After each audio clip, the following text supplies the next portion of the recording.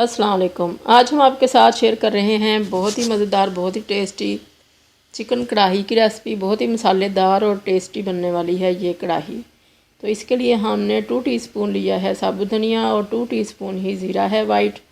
और इसमें अब हमने डाल दिया है 1 टीस्पून काली मिर्चों का। और ये हैं बादियान के 2 फूल हैं और 6-7 हैं लौंग और 1 है जावित्री का छोटा सा टुकड़ा और 2 से 3 हैं ग्रीन कार्डमम सब्ज़ इलायचियाँ और 2 बड़ी इलायचियाँ हैं और 3 से 4 हैं सैलमन स्टिक्स के पीसेस। तो इन सारी चीज़ों को हम करेंगे मोटा मोटा सा ग्राइंड, दरदरा सा ग्राइंडर के जार में डाल के। तो इनको हमने दरदरा सा ग्राइंड करना है, बिल्कुल बारीक पाउडर नहीं बनाना।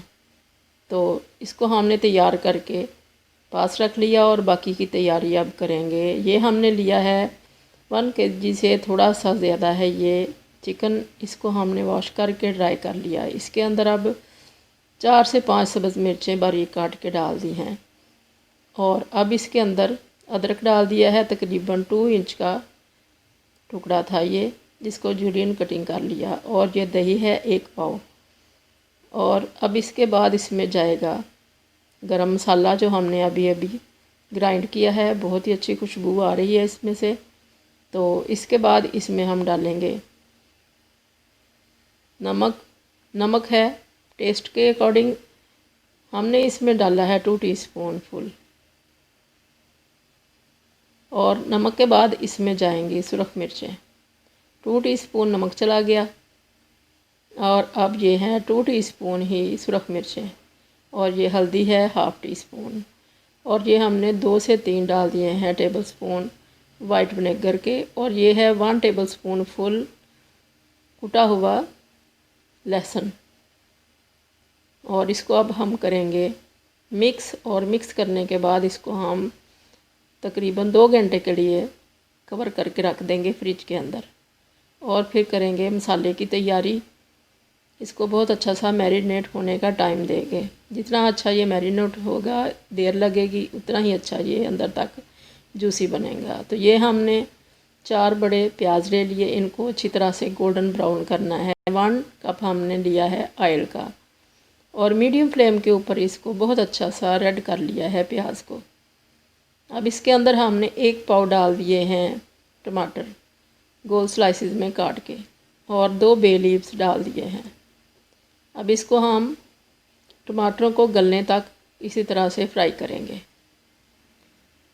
आंच को हमने तकरीबन फुल कर लिया है ताकि जल्दी से इनका जो टमाटरों का पानी है वो ड्राई हो जाए और अच्छे से ये गल जाएं। तो चम्मच को हम चलाते जाएंगे। ये अब अच्छे से गल चुके हैं टमाटर। अब इसके अंदर हमने डालना है जो मैरिनेट किया हुआ था चिकन, उसको हमने इसके अंदर डाल देना है।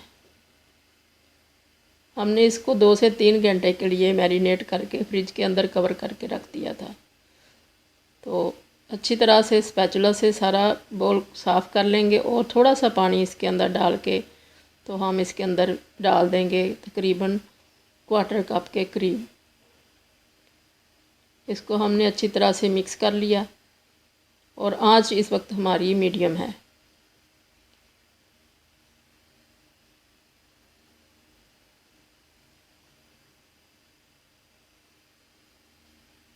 इसको मिक्स करके हमने जो बॉल के अंदर थोड़ा बहुत दही लगा हुआ था उसमें भी पानी डाल के इसमें डाल देना है ताकि ये कवर करके रख दें तो अच्छी तरह से अंदर ही अंदर पकता रहे और अच्छी तरह से गल जाए। ये हमने पानी डाल के 5 मिनट के लिए इसको कवर करके रख दिया था और ये काफ़ी सारा पानी इसके अंदर निकल आया। फिर हमने दोबारा से इसको कवर कर दिया ताकि ये अच्छी तरह अंदर तक गल जाए।